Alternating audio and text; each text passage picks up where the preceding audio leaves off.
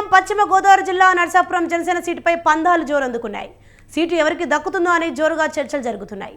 మాజీ మంత్రి కొత్తపల్లి సుబ్బారాయుడు ఇటీవల జనసేన పార్టీలో చేరారు. ముందుగా ప్రకటించిన విధంగా కొత్తపల్లి తాను అసెంబ్లీలో అడుగు పెడతానని, ఖచ్చితంగా పోటీ చేస్తానని ప్రకటించారు.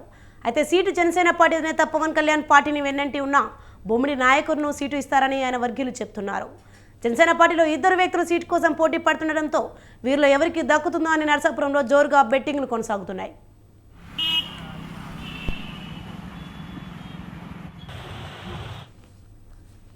ఇదే అంశంపై మరింత సమాచారం మా ప్రతినిధి సతీష్ ఫోన్ లైన్లో అందిస్తారు. సతీష్, చెప్పండి, జనసేన సీట్ కోసం జోరుగా పందాలు కొనసాగుతున్నాయి, దీనిపైన అప్డేట్స్ ఏంటి?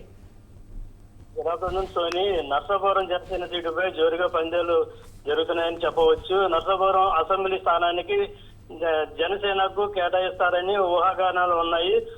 ఊహాగానాలు జోరందుకోవడంతో సీటు ఎవరికి దక్కుతుందా అని జోరుగా చర్చలు జరుగుతున్నాయి. మాజీ మంత్రి కొత్తపల్లి సుబ్బారాయుడు ఇటీవల జనసేన పార్టీలో చేరుతున్నారని అనుకోకుండానే పవన్ కళ్యాణ్ సమక్షంలో సోమవారం నాడు పార్టీ కంటే ఒప్పుకున్నారు.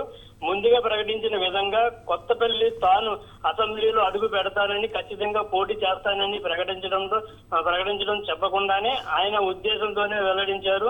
దీంతో కొత్తపల్లి జనసేనలో చేరడం ఆయన అభిమానులు ఇప్పటికే పలు గ్రామాల్లో బాణసంచాలు కాల్చి హడావుడి చేశారు. అయితే సీటు జనసేన పార్టీ అధినేత పవన్ కళ్యాణ్ ఏర్పరిచిన వన్నింటి ఉన్న బొమ్మిడి నాయకర్కు సీటు ఇస్తారని చెప్పి ఆయన వర్గీయులు చెబుతున్నారు.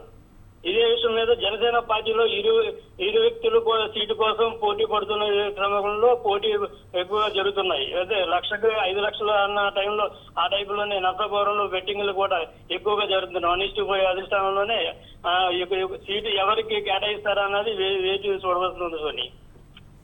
Yes, right. Thank you, Satish.